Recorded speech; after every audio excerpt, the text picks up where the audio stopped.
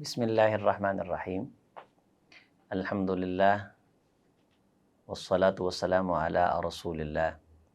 وعلی آلہ وصحبہ واتباعہ ومن والہ قال اللہ تعالی اولئک هم الراشدون فضلا من اللہ ونعمہ۔ عزیزان گرامی، اللہ تعالی نے انسانوں کی ہدایت و رہنمائی کے لیے انسانوں ہی میں سے کچھ شخصیات کو منتخب فرمایا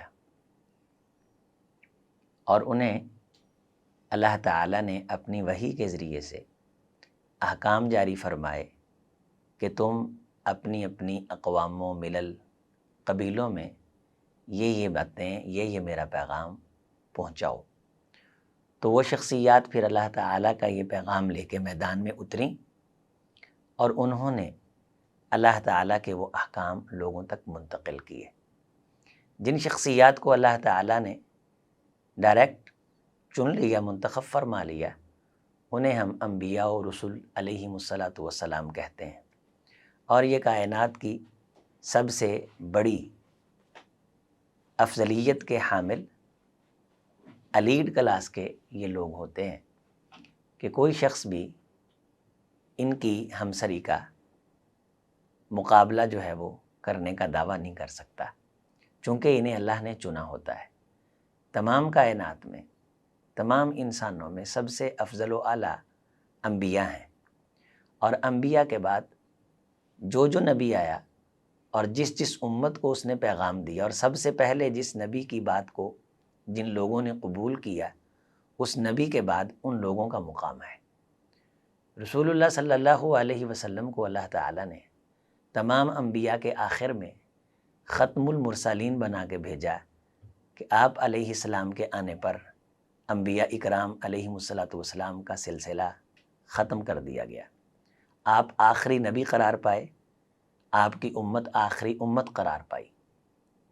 اب معاملہ بڑا ذمہ داری کا تھا، چونکہ کسی نبی نے آنا نہیں، اس لیے اللہ تعالیٰ نے جس شخصیت کو چنا انہیں کائنات نے محمد کہا صلی اللہ علیہ وسلم۔ ہر جگہ ان کی تعریف کی گئی، اور اللہ تعالیٰ نے جو اعزاز محمد رسول اللہ صلی اللہ علیہ وسلم کو عطا فرمائے، وہ اعزاز گزشتہ انبیاء اکرام علیہم الصلاۃ والسلام سے بہت زیادہ نمایاں اور آپ کو ممتاز کر دینے والے ہیں۔ اس بات پہ اتفاق ہے کہ رسول اللہ صلی اللہ علیہ وسلم کی عظمت انبیاء اکرام علیہم الصلاۃ والسلام میں سے اعلیٰ و برتر ہے، لیکن اس کے باوجود رسول اللہ صلی اللہ علیہ وسلم نے اس بات سے منع فرمایا ہے کہ انبیاء اکرام علیہم الصلاۃ والسلام کو اس انداز سے ڈسکس کیا جائے کہ کسی کو بیان کر کے، کسی نبی کا تذکرہ کر کے ساتھ میں میرا تذکرہ اس انداز سے کیا جائے کہ سننے والے کو یہ محسوس ہو کہ فلاں نبی جو ہے وہ افضل نہیں تھے، محمد رسول اللہ صلی اللہ علیہ وسلم زیادہ افضل تھے۔ اس سے رسول اللہ صلی اللہ علیہ وسلم نے سختی سے منع فرمایا یہ تمہارے کرنے کی باتیں نہیں ہیں، اللہ کہے، اللہ تعالیٰ کے کرنے کی یہ باتیں۔ تلک الرسل فضلنا بعضهم علی بعض۔ اللہ تعالیٰ جب ڈسکس کریں گے تو وہ فرمائیں گے، وہ کہیں گے کہ ہم نے رسولوں میں سے بعض رسولوں کو فضیلت عطا فرمائی، بعض کو بعض پہ مقام عطا فرمایا، بعض کو بعض پہ شرف ہم نے نصیب فرمایا، لیکن ہم یہ بات نہیں کریں گے۔ ہمارے لیے اصول کیا طے پایا؟ لا نفرق بین احد من رسولی، ہم رسولوں کے درمیان علیہم الصلاۃ والسلام تفریق کے قائل نہیں، بلکہ یہ سکھایا گیا سورۃ البقرہ میں، اور یہ دو آیات وہ آیات ہیں جنہیں اللہ تعالیٰ نے خاص اعزاز کے طور پہ رسول اللہ صلی اللہ علیہ وسلم کو نصیب فرمایا، اور صبح و شام پڑھنے والے کو خاص قسم کی اللہ تعالیٰ کی طرف سے عزت اور انعام نصیب ہوتے ہیں۔ تو اس میں یہ جملہ، یہ آیت، یہ لفظ ہیں لا نفرق بین احد من رسولی وقالوا سمعنا واطعنا غفرانک ربنا والیک المصیر۔ ہم رسولوں کے درمیان امتیاز کے قائل نہیں ہیں کہ ہم اس طرح فرق اور تفریق کریں کہ سننے والا یہ محسوس کرے کہ کسی ایک نبی کو بیان کرتے ہوئے کسی دوسرے نبی کو اس کے مقابلے میں لا کے اس کی فضیلت کو کم ثابت کیا جا رہا ہے، اور کسی دوسرے نبی کی فضیلت کو اس کے ساتھ تقابل کرتے ہوئے، کمپیریزن کرتے ہوئے بڑھا چڑھا کے دکھایا جا رہا ہے۔ یہ انداز اور یہ اسلوب اگر لوگ اختیار کریں گے تو رسول اللہ صلی اللہ علیہ وسلم کی زبان متین سے ایک ایسے کام کا یہ ارتکاب ہوگا جس سے آپ علیہ الصلوۃ والسلام نے منع فرمایا۔ بلکہ ایک دفعہ آپ علیہ السلام کی بارگاہ میں ایک واقعہ بھی آیا کہ ایک شخص نے موسیٰ علیہ السلام کی افضلیت کی بات کی، اور ایک صحابی نے محمد رسول اللہ صلی اللہ علیہ وسلم کی افضلیت کی بات کی۔ یہ بات مسلمہ ہے کہ رسول اللہ صلی اللہ علیہ وسلم کی افضلیت ہے، اعلیٰ ہے، برتر ہے۔ آپ علیہ السلام کی مثال نہ پہلے گزری ہے نہ بعد میں کسی نے آنا ہے۔ آپ ختم المرسلین، آپ آخری نبی۔ اس کے باوجود رسول اللہ صلی اللہ علیہ وسلم کا توسع، آپ علیہ السلام کی وسعت دامانی، آپ علیہ السلام کا رکھ رکھاؤ اور دوسرے انبیاء علیہ السلام کا اکرام کس حد تک آپ کرتے تھے کہ جب دونوں لوگوں کا آپس میں جھگڑا ہوا کہ ایک نے کہا محمد رسول اللہ صلی اللہ علیہ وسلم افضل ہیں، دوسرے نے کہا جناب موسیٰ علیہ السلام افضل ہیں، تو یہ تکرار جب حد سے بڑھا تو شدت اختیار کر گیا، تو میں کی یہ بحث رسول اللہ صلی اللہ علیہ وسلم کی بارگاہ میں جب آئی تو آپ علیہ السلام نے فرمایا لا تفضلونی، تم اس انداز سے مجھے فضیلت نہ دیا کرو کہ سننے والا یہ سمجھے کہ شاید کسی دوسرے نبی کی نعوذ باللہ تنقیص کی جا رہی ہے۔ یہ تمہارا کام نہیں ہے، تم نے اس انداز سے ڈسکس نہیں کرنی۔ موسیٰ علیہ السلام تو بڑے مقام والے ہیں، بڑی شان والے ہیں، ان کے مقابلے میں اگر دیکھا جائے تو یونس علیہ السلام کے جو فضائل بیان ہوئے ہیں وہ کم ہیں موسیٰ علیہ السلام کے مقابلے میں، لیکن آپ علیہ السلام نے یہاں کیا بات فرمائی، اللہ اکبر، فرمایا کہ جو شخص یہ کہے کہ محمد رسول اللہ صلی اللہ علیہ وسلم جناب یونس سے افضل ہے وہ جھوٹ کہتا ہے۔ یہ بات کیا تھی؟ اس کی وجہ کیا تھی؟ سکھایا یہ جا رہا تھا کہ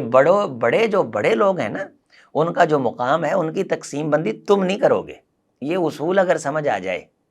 یہ معاملہ اگر ہمیں سمجھ آ جائے، یہ رسول اللہ صلی اللہ علیہ وسلم کا دیا گیا ایک سنہرا روشن باب اگر ہمارے ذہن میں اتر جائے، اللہ تعالیٰ کو نعوذ باللہ ہم ڈسکس کریں گے، اسے کوئی ڈسکس نہیں کر سکتا، سب اس کی مخلوق ہیں، اسے کوئی مشورہ نہیں دے سکتا۔ ہاں، وہ سب سے اعلیٰ ہے، سب سے برتر ہے، وہ انبیاء کرام علیہ السلام کو ڈسکس کر سکتا ہے، وہ یہ بتا سکتا ہے کہ یہ افضل ہے، یہ اعلیٰ ہے، ہم نے یہ تقسیم کی ہے۔ انبیاء کرام علیہ السلام کو اس انداز سے صحابہ بھی ڈسکس نہیں کر سکتے جس انداز سے ہم نعوذ باللہ بعض دفعہ انبیاء کرام علیہ السلام کو ڈسکس کر جاتے ہیں، اور نہ صحابہ کرام نے اس انداز سے کبھی بیان کیا، انہیں یہ اصول سمجھ آ گیا۔ اب انبیاء کرام علیہ السلام جو ہیں وہ صحابہ کرام رضوان اللہ علیہ مجمعین میں اس انداز سے سمجھا سکتے ہیں، یہ بات کر سکتے ہیں، آپ علیہ السلام خاص فضیلت عطا کر سکتے ہیں۔ جس طرح ہم حضرت ابوبکر صدیق رضی اللہ تعالیٰ عنہ کی افضلیت پہ ایمان رکھتے ہیں، لیکن کبھی بھی حضرت ابوبکر صدیق رضی اللہ تعالیٰ عنہ کی فضیلت کو اس انداز سے بیان کرنے کے بالکل قائل نہیں ہیں کہ ان کی اور حضرت علی رضی اللہ تعالیٰ عنہ کی اس انداز سے تقابل کر کے فضیلت بیان کی جائے کہ حضرت علی رضی اللہ تعالیٰ عنہ کی عظمت جو ہے اس کا اظہار اس انداز سے کیا جائے کہ ان کی عظمت کم تھی اور حضرت ابوبکر صدیق رضی اللہ تعالیٰ عنہ کی فضیلت وہ زیادہ تھی۔ تقابل میں نہیں لے کے آئیں گے، اس طرح مقابلے اور تنافس کی فضا بنا کے کسی ایک صحابی کو نیچے کی طرف لے کے جائیں، کسی کو اونچائی کی طرف لے کے جائیں، یہ ہمارا کام نہیں ہے۔ ہمارا کام یہ کہ ہم نے تمام صحابہ کرام رضوان اللہ علیہ مجمعین کی عظمت پہ ایمان رکھنا ہے۔ ہمارے ہاں دو چیزوں کو پرکھنے کے لیے بعض دفعہ یہ ہوتا ہے کہ ایک چیز کم درجے کی ہوتی ہے، ایک چیز زیادہ درجے کی ہوتی ہے، تو ہم یہ کہتے ہیں یہ کم ہے، یہ زیادہ ہے۔ صحابہ کرام رضوان اللہ علیہ مجمعین کی ڈومین میں جب ہم داخل ہوں گے تو وہاں باتوں کا معیار ہمارے انداز کا نہیں رہے گا، وہاں پرکھنے کے اسلوب جس طرح ہم لوگوں کو پرکھتے ہیں اس طرح اسلوب ہمارے جو بیان کرنے کے ہیں ایک دوسرے کو ہم دھر لیتے ہیں اور اس پہ حرف گیری کرتے ہیں۔ صحابہ کرام رضوان اللہ علیہ مجمعین کے درمیان ہم اس انداز سے نہیں چلیں گے، بلکہ وہاں ہم اس انداز سے بات کریں گے کہ اللہ تعالیٰ نے حضرت ابوبکر صدیق رضی اللہ تعالیٰ عنہ کو ایک ممتاز فضیلت عطا فرمائی، تمام صحابہ کرام کو اللہ نے عظمت عطا فرمائی، تمام صحابہ کو اللہ نے چن لیا، یہ اللہ کے چنیدہ تھے، اللہ کے منتخب کیے ہوئے تھے، اور اللہ تعالیٰ نے ان منتخب کیے ہوئے میں سے بعض کو اللہ تعالیٰ نے اعزازات عطا فرما دیے، بعض کو اللہ تعالیٰ نے اعزازات عطا فرما دیے۔ یہ اسلوب ہوگا، نہ کہ یہ اسلوب ہوگا اس صحابی کی عظمت کے مقابلے میں اس کی زیادہ ہے، یہ کم ہے، یا کسی صحابی کی عظمت اس انداز سے بیان کی جائے گی اور ساتھ میں دوسرے صحابی کو اس انداز سے پیش کیا جائے گا کہ اس صحابی کی عظمت کم نظر آئے نعوذ باللہ، اور دوسرے کی فضیلت بیان کرنے کا مقصد یہ ٹھہرے کہ یہ فضیلت بیان ہی اس لیے کی جا رہی ہے کہ کسی دوسرے کی تنقیص کرنا مقصود ہے، اس کی کوئی نہ کوئی کمی ڈسکس کی جائے۔ یہ بالکل اسلوب جو ہے یہ قرآن مجید کے اور رسول اللہ صلی اللہ علیہ وسلم کے اسلوب کے خلاف ہے۔ آپ اگر قرآن مجید کا مطالعہ فرمائیں، اللہ تعالیٰ نے عقل و دانش دی ہے، کاش ہمارے بعض مفسرین نے بڑا اچھا کام کیا ہے اور انہوں نے قرآن مجید کے اسلوب کو ڈسکس کیا ہے، کہیں وہ تھوڑا سا اگر یہ دیکھ لیتے کہ اگر بدر ہوا ہے، احد ہوا ہے اور خیبر ہوا ہے، غزوات ہوئے ہیں، تو وہاں صحابہ کرام رضوان اللہ علیہ مجمعین کے بعض معمولات پہ بعض مفسرین نے بھی ایک حد تک حرف گیری کر دی، لیکن وہ لکھنے سے پہلے یہ دیکھ لیتے کہ اللہ تعالیٰ انہیں کس طرح ڈسکس کر رہے ہیں، اللہ تعالیٰ کس اسلوب کے ساتھ ان صحابہ کرام کو بیان کر رہے ہیں، اللہ تعالیٰ کس انداز سے سمجھا رہے ہیں۔ وہ خالق ہے، وہ جو چاہتے کہہ سکتے ہیں، وہ فرما سکتے ہیں، سخت جملے اللہ تعالیٰ کی ذات استعمال کر سکتی، لیکن اللہ تعالیٰ نے کتنا ان کے جو ہے ہمارے سامنے اس انداز سے مخاطب کر کے اصول کو واضح فرمایا کہ یہ شخصیات عام جملوں سے ڈسکس کرنے والی نہیں ہیں، انہیں جب بھی دینی ہے تم نے عزت دینی۔ کبھی مطالعہ فرمائیں، احد کو پڑھ لیں، خیبر کو پڑھ لیں، سورۃ احزاب کا مطالعہ کر لیں، سورہ آل عمران کو پڑھیں، اس میں غزوات کی تفصیل نظر آئے گی، سورۃ انفال کا مطالعہ فرمائیے اور اس میں دیکھیے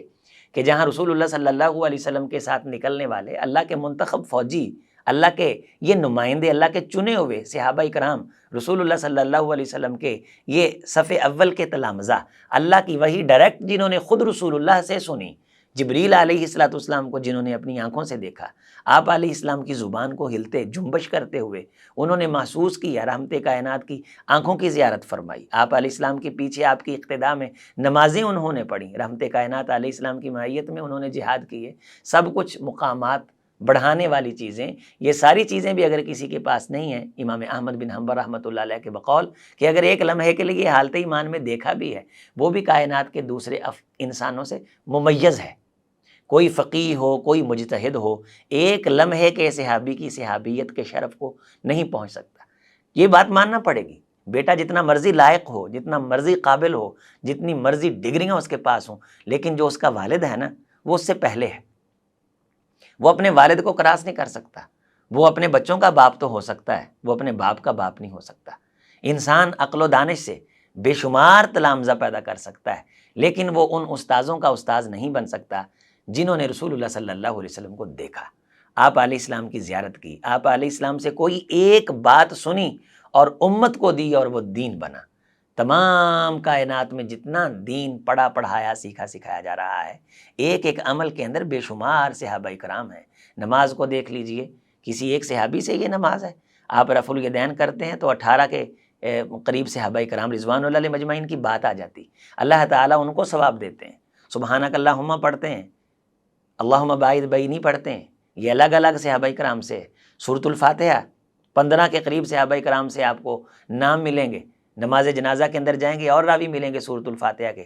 نمازوں کے اندر آئیں گے نبی صلی اللہ علیہ وسلم کے صحابہ کرام ملیں گے، پھر رکوع آئے گا اور صحابی ہوگا، دعائیں الگ الگ پڑھیں گے، الگ الگ صحابہ کرام ہوں گے، سمیع اللہ لمن حمدہ ربنا ولک الحمد حمدا کثیرا طیبا مبارکا فی مبارکا علی کما یحب ربنا ویرضی ملء سماواتک وملء ارضک وملء ما شئت وما بینہما من شیء احق ما قال العبد کلنا لک عبد اللهم لا مانع لما اعطیت ولا معطی لما منعت ولا ينفع ذا الجد منک الجد۔ رکوع کے بعد کی یہ دعا ہے، مختلف صحابہ کرام سے ملے گی۔ رکوع جانا کس طرح اور کس طرح اعتدال کرنا ہے، رسول اللہ صلی اللہ علیہ وسلم نے صحابی کو کہا نماز پڑھ، تو نے نماز نہیں پڑھی، اس بات کو بیان کرنے والے کتنے صحابہ کرام ہیں، سلام پھیرنے تک ایک نماز پڑھی ہے تو بے شمار صحابہ کرام رضوان اللہ علیہ مجمعین سے آپ نے شرف تلمس طے کر لیا ہے۔ جن صحابہ سے دین لیا ہے، جن سے ہم نے ایمان لیا ہے، جن سے ہم نے ایقان لیا ہے، انہیں جب ہم ڈسکس کریں گے تو اس طرح بازاری انداز سے ڈسکس کریں گے جس طرح ہم کسی اخبار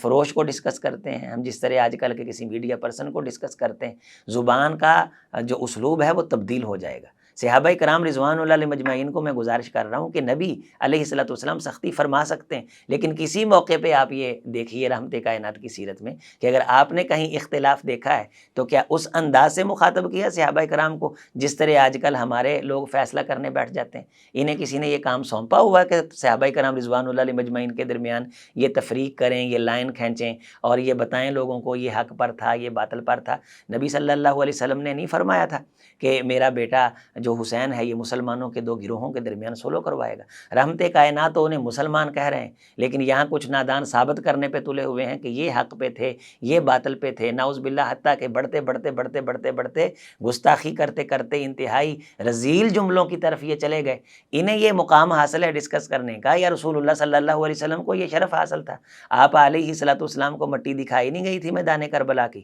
رسول اللہ صلی اللہ علیہ وسلم کو بتلا نہیں دیا گیا تھا کہ آپ کا یہ نواسہ شہید کر دیا جائے گا؟ یہ بات سننے کے بعد آپ کی آنکھیں بھر آئی تھیں، آپ دیدہ ہوئے تھے؟ اس کے بعد رحمت کائنات نے کچھ جملے بولے تھے؟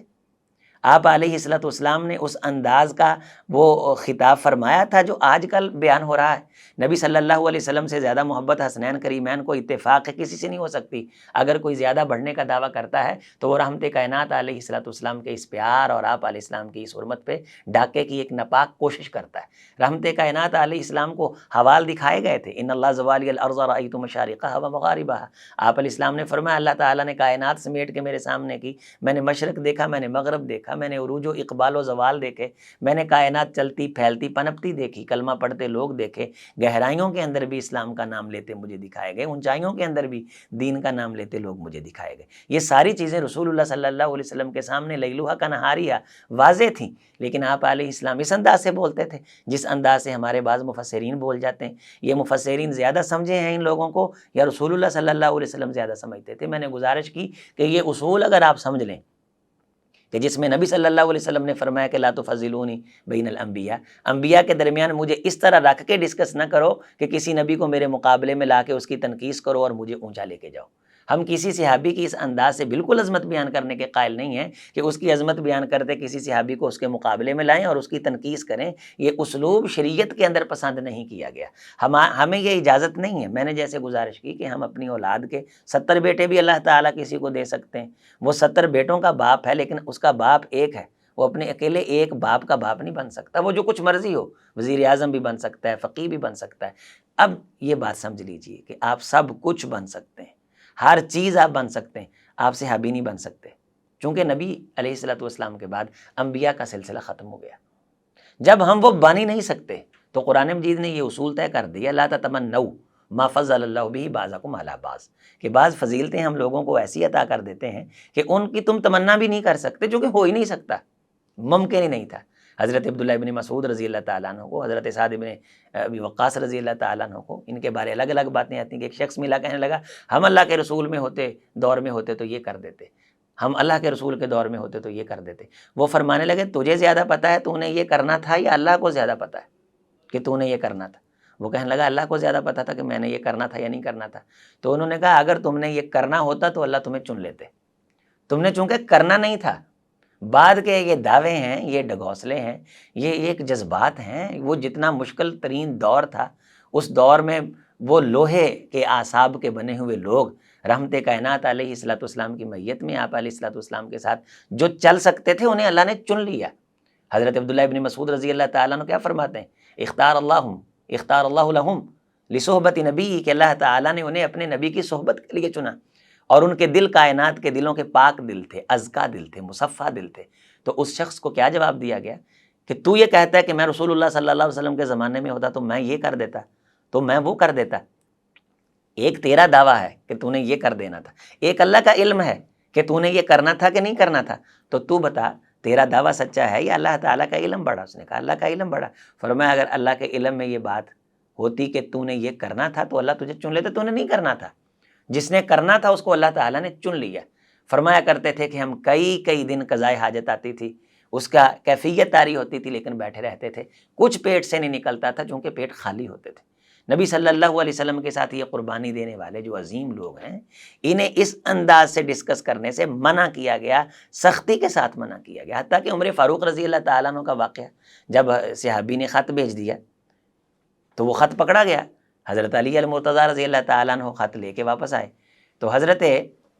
عمر فاروق رضی اللہ تعالیٰ عنہ نے رحمت کائنات سے اجازت مانگی کہ اللہ کے رسول اس نے راز لیک کیا ہے، کوئی چھوٹا سا کام نہیں تھا، رحمت کائنات کا راز لیک ہوا، مسلمانوں کی فوج صحابہ کرام اگر مکہ پہ کی طرف پیش قدمی فرماتے تو آگے سے وہ انتظام کر کے بہت بڑا نقصان کر سکتے تھے، نبی صلی اللہ علیہ وسلم کی جان کو نقصان ہو سکتا تھا، رحمت کائنات علیہ السلام کے اس لشکر کو جسے رحمت کائنات نے اپنا خون دے کے سینچا تھا اس کو نقصان ہو سکتا تھا، بہت بڑا یہ گویا کہ اگر دیکھا جائے تو یہ کوئی چھوٹی بات نہیں تھی،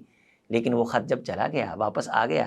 تو عمر فاروق رضی اللہ تعالی عنہ نے اللہ کے رسول صلی اللہ علیہ وسلم سے کہا، اللہ کے رسول مجھے اجازت دیجیے، انہوں نے اتنا بڑا کام کیا ہے تو میں ان کی گردن اتاروں، تو آپ علیہ السلام نے غصے کا اظہار فرما کے کہا تھا، عمر تو خاموش ہو، جذبات میں نہ، یہ بدر کے اندر شریک تھے اور اللہ تعالیٰ نے بدر والوں پہ جھانک کے یہ کہا تھا غفرت لکم، میں نے تمہیں معاف کر دیا، اعملوا ما شئتم، آج کے بعد تم جو چاہو کرو۔ جب عمر اللہ نے انہیں بخش دیا ہے،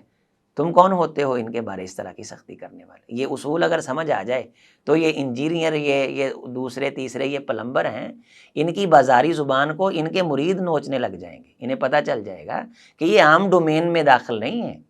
یہ اساتذہ میں نہیں ہے، یہ ان لوگوں میں جو یہ بن ہی نہیں سکتے۔ انسان بعض موقعوں پہ اپنے استاد کا استاد بھی بن سکتا ہے، ممکن ہے، کچھ بھی ہو سکتا ہے، لیکن باپ کا باپ نہیں بن سکتا، باپ باپ ہی رہے گا۔ رسول اللہ صلی اللہ علیہ وسلم نے باپ اگر یا ماں ان دونوں میں سے کوئی غیر مسلم بھی ہو تب بھی ان کے اکرام کا کہا ہے۔ حضرت اسماء رضی اللہ تعالیٰ عنہ نے کہا اللہ کے رسول میری امی مشرکہ ہے لیکن وہ مجھے ملنے آئی ہیں، تو آپ علیہ السلام نے فرمایا سلی امہ کی، اپنی ماں کے ساتھ صلہ رحمی کر، تو اس کا اکرام کر۔ تو اکرام و احترام کے سلسلے اس حد تک بھی جاری رہتے ہیں۔ حضرت اکرمہ رضی اللہ تعالیٰ عنہ نے رسول اللہ صلی اللہ علیہ وسلم سے کہا کہ بعض لوگ میرے والد کو اس انداز سے ڈسکس کرتے ہیں کہ مجھے تکلیف ہوتی، تو نبی صلی اللہ علیہ وسلم نے پابندی نہیں لگائی کہ ایک صحابی کے دل کو اگر اس گفتگو سے دکھ پہنچتا ہے کہ اس کے والد کو غیر مسلم تھا، ابو جہل قتل ہوا، سب باتوں پہ اتفاق ہے، وہ اپنے انجام کو پہنچا، لیکن اس انداز سے بعض میں توہین کرنا، اس کے بیٹے کو اذیت ہو، نبی صلی اللہ علیہ وسلم نے اسے منع فرما دیا۔ تو جب ہم صحابہ کرام کو اس انداز سے ڈسکس کرتے ہیں تو یہ ڈائریکٹلی رسول اللہ صلی اللہ علیہ وسلم کو اذیت ہے، یہ اللہ تعالیٰ کے چنے ہوئے لوگوں کو، انبیاء کو اذیت ہے، پھر اللہ تعالیٰ کی طرف یؤذون اللہ، یہ اللہ کو اذیت دیتے ہیں، اللہ کے رسول کو اذیت دیتے ہیں۔ یہ بھی اسلوب جو سورۃ البقرہ میں ہے کہ الا انہم هم السفہاء، کہ یہ لوگ خود احمق ہیں جو ان کو رسول اللہ صلی اللہ علیہ وسلم کو تسلیم کرنے والوں پہ اس طرح کی زبان درازی کر رہے ہیں۔ اللہ تعالیٰ نے صحابہ کرام کے دفاع میں یہ کتنا سخت جملہ اللہ تعالیٰ نے استعمال فرمایا۔ تو یہ بتلایا گیا ہے کہ صحابہ کے دفاع کے لیے تو تم اس انداز کا اسلوب جس میں کسی حد تک کچھ سختی ہو سکتی ہے، لیکن نامناسب الفاظ کہیں بھی نہیں ہیں۔ وجادلہم باللتی ہی احسن، اہل کتاب یہودی بے دین لوگوں سے بھی اگر تم نے مجادلہ کرنا ہے تو حسن کا دامن نہیں جانا چاہیے، اگر بات حد سے بڑھے خاطبہم الجاہلون قالوا سلاما، بات بد تہذیبی کی طرف جائے تو تم نے پھر انہیں سلام کہہ کے ان سے تم نے اپنا دامن چھڑا لینا ہے۔ یہ اختلاف کے آداب، یہ صحابہ کرام رضوان اللہ علیہ مجمعین کی عظمت، ان کا جہان، ان کا وہ خیر والا دور، خیر القرون قرنی، یہ میرا خیر والا دور۔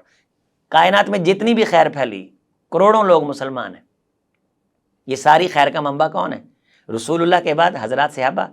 تو یہ ساری خیر رسول اللہ تک پہنچتی ہے صحابہ سے ہو کے، یعنی صحابہ کو بھی ثواب ملتا ہے اور سب کائنات کے اعمال کا ثواب اللہ کے رسول کو پہنچتا ہے، چونکہ من سن سنۃ حسنہ، جس نے دین کی بات کو آگے پہنچایا اور اس کے ذریعے سے جتنی چیزیں آگے پھیلیں یہ صدقہ جاریہ میں آتی۔ سب سے بڑا کائنات میں رسول اللہ صلی اللہ علیہ وسلم کی ذات گرامی کے بعد صدقہ جاریہ جن لوگوں کا ہے وہ صحابہ کرام ہیں، اور صحابہ کرام خود حضرت محمد رسول اللہ صلی اللہ علیہ وسلم کا صدقہ جاری ہے۔ حضرات یہ صحابہ کرام کی عظیم شخصیات ہیں جنہوں نے نبی صلی اللہ علیہ وسلم کی ایک ایک مسکراہٹ کو بھی محفوظ کیا ہے، آپ کی قرات کی مقدارات کو محفوظ کیا ہے۔ گزشتہ انبیاء کرام علیہ الصلوۃ والسلام کے واقعات کہاں ہیں؟ ان کے ماننے والوں نے ہر چیز کے اندر تبدیلیاں کر دیں۔ آپ علیہ الصلوۃ والسلام کی ایک ایک عمل کو، آپ کے غصے کو، آپ کے چہرے کی سلوٹ کو، حتیٰ کہ آپ کے داڑھی کے بالوں کی گنتی کو، کہ اتنے سفید تھے، اتنی گنتی تھی، آپ زمین پہ اس انداز سے چلتے تھے جس طرح چٹائی لپٹ رہی ہے، رحمت کائنات کھانا اس انداز سے بیٹھ کے کھاتے تھے۔ آپ علیہ الصلوۃ والسلام کا میدان مقتل میں نکلنے کا انداز یہ تھا، ایک ایک چیز محفوظ کی، زندگیاں کھپائیں، بچوں کو پڑھایا، بچوں کو چل کے دکھایا، سکھایا، پھر صحابہ کرام کے بعد تابعین اعظام کا حلقہ اس میدان میں اترا، اللہ نے انہیں منتخب کیا، پھر محدثین آئے، پھر ایک ایک راوی جس نے رسول اللہ کی حدیث لی تھی اس کی عظمت شان کو محفوظ کیا، اس کے خاندان قوم قبیلے کو محفوظ کیا، اس کے جھوٹ کو محفوظ کیا، اس کے سچ کو محفوظ کیا، اس کی زندگی کی تلخی ترشی کو محفوظ کیا۔ یہ ساری چیزیں مسلمانوں کے پاس لکھی ہوئی موجود ہیں، یہ کوئی ہوائی باتیں نہیں ہیں، یہ کوئی ہوائی باتیں نہیں ہیں۔ آپ نے ایک آدھ صفحہ پڑھ لیا اور آپ نے سمجھا کہ اب آپ اس میدان پہ چلے گئے ہیں، کہ آپ کو کوئی فریضہ مل گیا ہے کہ آپ صحابہ کرام رضوان اللہ علیہ مجمعین کو اس انداز سے مخاطب کریں گے کہ جس انداز سے ہم کسی عام شخص کو مخاطب کریں تو وہ غصہ کر جائے، تو آپ کو شریعت نے اختیار دے دیا، آپ کی غلط فہمی ہے، آپ کسی بھول کے اندر ہیں۔ کوئی اچھا کام نہیں کر سکتے تو کم از کم اس طرح کا برا کام بھی نہ کریں کہ جہاں صحابہ کرام رضوان اللہ علیہ مجمعین کے گستاخوں کا تذکرہ ہے تو تمہارا نام بھی ان کی فہرست میں ڈل جائے۔ کیا آپ نے سارے کام کر لیے؟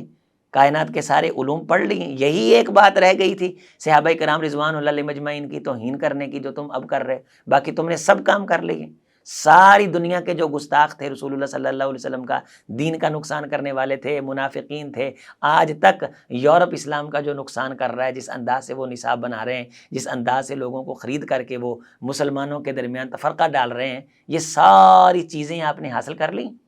آپ تمام کائنات کے علوم و فنون پہ دسترس حاصل کر چکے ہیں کہ ایک یہ چیز رہ گئی تھی۔ اچھا پھر یہ بتلائیے کہ یہ کام کر کے آپ نے اسلام کی کون سی خدمت کر لی؟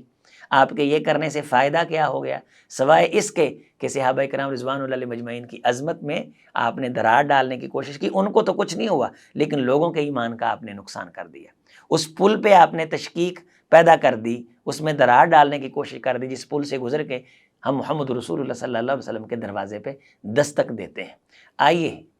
توبہ کیجئے، واپس پلٹیے، ان صحابہ کرام رضوان اللہ علیہ مجمعین کے اختصاصات، ان کے خصائص کا مطالعہ کیجئے۔ آپ علیہ الصلوۃ والسلام نے گندگی کو ڈسکس کرنے والے بندے کی مثال یوں دی ہے کہ وہ گویا کہ گندی مکھی ہے، پورے جسم کو چھوڑ کر کے وہ گند پہ آ کے بیٹھتی، زخم پہ آ کے بیٹھتی۔ اور ایک اور مثال بھی حدیث کے اندر آتی ہے کہ ایک شخص اگر کسی سے یہ کہے کہ مجھے بکری دے دے، ریوڑ، وہ تو اسے اختیار دے کہ جا وہ پورا ریوڑ ہے اس سے بکری لے لو، لیکن وہ وہاں جائے اور کتے کا کان پکڑ کے لے جائے، پوری دین کی بات سنے اور پوری دین کی بات سن کے اس میں سے ایک نقد کا پہلو ملے اور وہ لے کے اسے اچھالتا پھرے، گویا اس نے بکریوں کے ریوڑ میں سے ایک کتے کا کان پکڑ لیا ہے۔ یہ اپنی اپنی قسمت کی بات ہے، اپنی اپنی پسند کی بات ہے۔ اچھے ذہن گلاب پسند کرتے ہیں اور برے ذہن ہمیشہ غلاظت پہ بیٹھتے ہیں، اور وہ غلاظت ان کے ذہن کی ہوتی ہے۔ صحابہ کرام رضوان اللہ علیہ مجمعین کے عمل کے اندر بالکل اس قسم کی کوئی بات نہیں۔ یہ رسول اللہ صلی اللہ علیہ وسلم کی نظر کرم ان پہ پڑی، اللہ تعالیٰ نے انہیں چنا ہے، اللہ تعالیٰ کے یہ منتخب ہیں۔ یہ کہتے ہیں جی منشی، کس کے منشی؟ امام الہدا کے منشی، کونین کے امام کے منشی، رحمت کائنات علیہ السلام کے در کی انسان کو فقیری مل جائے، آپ کی چوکھٹ کی فقیری مل جائے، یہ کائنات کا سب سے بڑا اعزاز ہے، اور تم لفظ منشی بول کے نعوذ باللہ صحابی کی توہین کا پہلو نکالتے نکالتے یہ بھول گئے کہ وہ منشی ہیں کس کے؟ حضرت محمد رسول اللہ صلی اللہ علیہ وسلم کا جسد اطہر جس درخت کو چھو جائے، آپ علیہ الصلوۃ والسلام کا